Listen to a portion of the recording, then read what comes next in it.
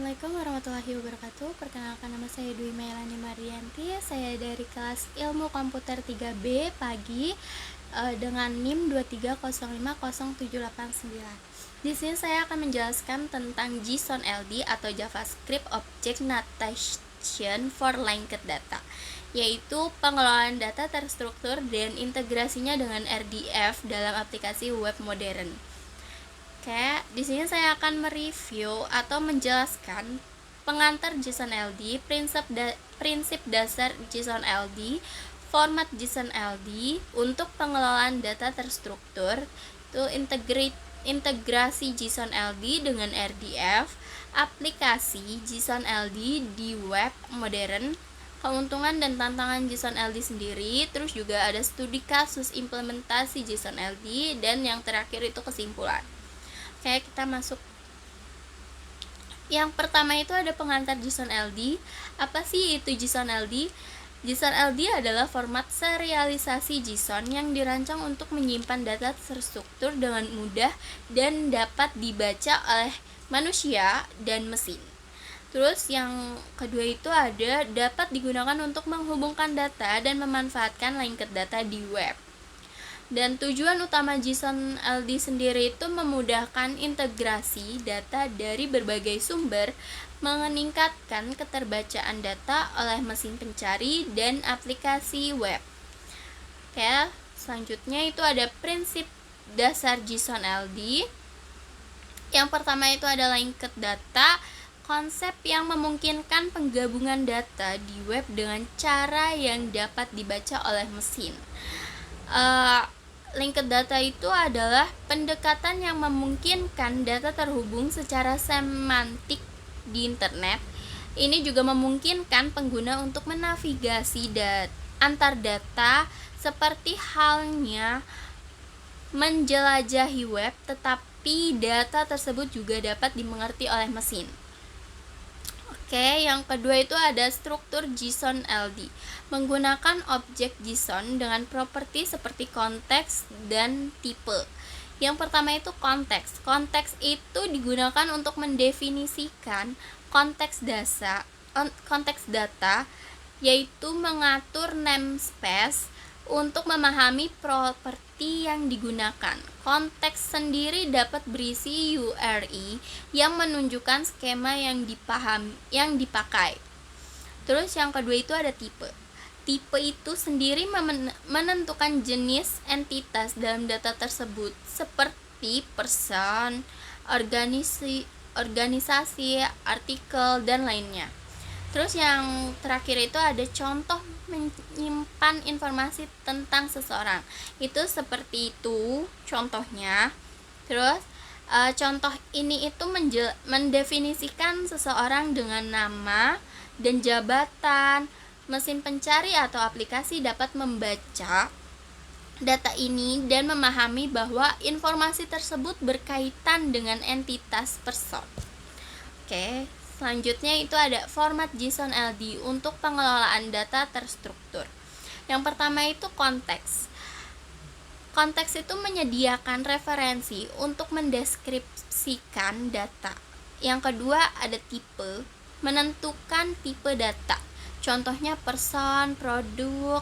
Terus yang berikutnya ada keuntungan JSON LD. Yang pertama itu mempermudah data terstruktur agar dapat dipahami oleh mesin. Yang kedua itu mempercepat pengindeksan oleh mesin pencari seperti Google atau yang lainnya. Yang terakhir itu ada contoh penggunaan JSON LD di website. Yang itu memberikan metadata tentang produk, artikel, atau organisasi.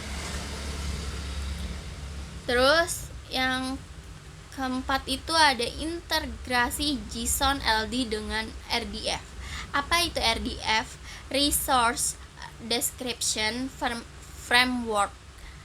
RDF adalah standar untuk merepresentasikan informasi dalam bentuk graf. Terus JSON LD compatible dengan RDF karena menggunakan model yang sama. Terus yang kedua itu ada integrasi JSON LD dan RDF.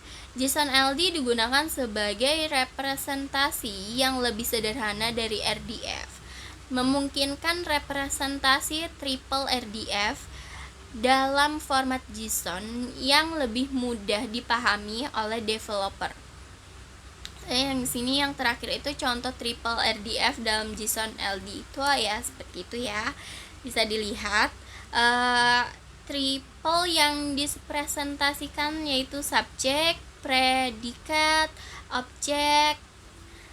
Ini menunjukkan bahwa orang yang diidentifikasi oleh URI tersebut memiliki nama dan pekerjaan. Mengapa JSON LD dan RDF?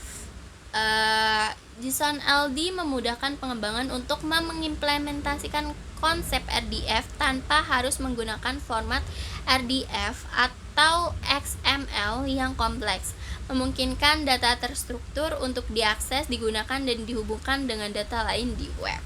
Oke, lanjut. Aplikasi JSON LD di web modern. Yang pertama itu adalah SEO atau Search Engine Optimization. JSON LD membantu mesin pencari memahami konten dengan lebih baik. Terus juga menyediakan data terstruktur yang dapat diindeks oleh Google dan mesin pencari lainnya. Misalnya untuk website e-commerce, JSON LD dapat digunakan untuk menyematkan informasi tentang produk, harga, ulasan, dan stok.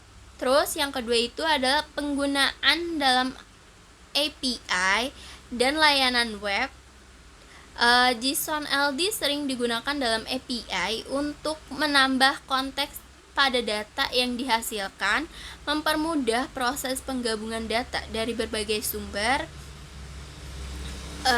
Terus ada integrasi dengan CMS, Content Management System. CMS seperti WordPress mendukung pengguna JSON LD untuk menyematkan metadata. Terus banyak CMS populer seperti WordPress dan Drupal menyediakan plugin atau fitur bawaan untuk menambahkan data terstruktur menggunakan JSON LD.